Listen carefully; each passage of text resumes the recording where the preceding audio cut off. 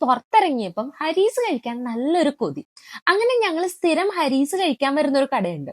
അവിടെ വന്നിട്ട് ഹരീസ് ഓർഡർ ചെയ്തപ്പം ഇന്ന് പുള്ളി നമുക്ക് എക്സ്ട്രാ കുറച്ച് ഐറ്റംസ് ഒക്കെ കോംപ്ലിമെന്ററി ആയിട്ട് തന്നു. എന്നിട്ട് അതിന്റെ പേരൊക്കെ ഇങ്ങനെ പറഞ്ഞു തന്നു.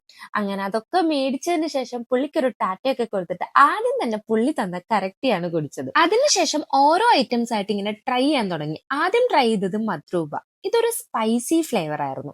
രണ്ടാമത് ട്രൈ ചെയ്തത് അർസിയ. ഇതാണ് കേട്ടോ എനിക്ക് കൂടുതൽ ഇഷ്ടമായത്. ഇതൊരു പ്ലെയിൻ ഫ്ലേവർ ആയിരുന്നു. അതിനുശേഷം അസീദ, അതാണ് കഴിച്ചത്. അതൊരു സ്വീറ്റ് ആയിരുന്നു. അപ്പൊ എനിക്ക് ഇച്ചിരി മധുരം ഉള്ളത് കൊണ്ട് അത്ര അങ്ങോട്ട് ഇഷ്ടമായില്ല. പിന്നെ നമ്മുടെ മെയിൻ ഐറ്റം ആയിട്ടുള്ള ഹരീസ് എടുത്തു.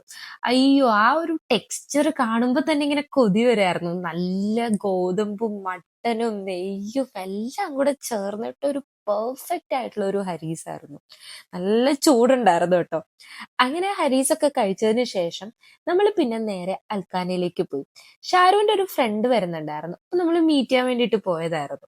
അങ്ങനെ ഫ്രണ്ടിനെയൊക്കെ മീറ്റ് ചെയ്തതിന് ശേഷം ഞങ്ങൾ കുറച്ചു നേരം കൂടി അവിടെ ഇങ്ങനെ വർത്താനമൊക്കെ പറഞ്ഞ് ഇങ്ങനെ സ്പെൻഡ് ചെയ്തു. എന്നിട്ട് കുറേ നേരം നമ്മൾ അവിടെ ഇങ്ങനെ ബോട്ട് വരുന്നതും അവിടുത്തെ കാഴ്ചകളും ആൾക്കാരെയും ഒക്കെ ഇങ്ങനെ നോക്കി കണ്ടൊക്കെ ഇരുന്നതിന് ശേഷം മെല്ലെ അവിടെ നിന്ന് ഇറങ്ങി. കാരണം എനിക്ക് പിന്നെയും വിശക്കാൻ തുടങ്ങി.